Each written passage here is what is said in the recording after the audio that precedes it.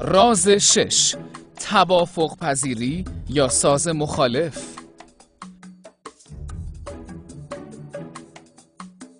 آدما تو تصمیم گیری های غیر فردی دو جورن. بعضیا مثل اون سنجابه بود، آقای گوجا تو بنر. آره، همیشه مخالفن، عمرن یه وقتی بگن هرچی نظر جمع باشه. از اون طرف یه آدمای توافق پذیرن، خیلی اصراری ندارن که جمع نظرشون رو قبول کنه.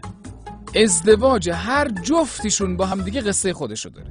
زوجای توافق پذیر خیلی اهل تنش و جر و بحث نیستن، ولی توی نقطه های حساسی از زندگی هی همدیگه رو نگاه میکنن، هی همینجور نگاه میکنن، نمیتونن سریع و قاطع تصمیم بگیرن.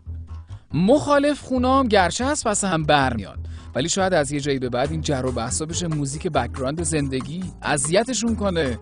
اما واسه زوجایی که یکیشون مخالف خونه و اون یکی توافق پذیر، اولاش همه چی خوب و قشنگ و عاشقونه است.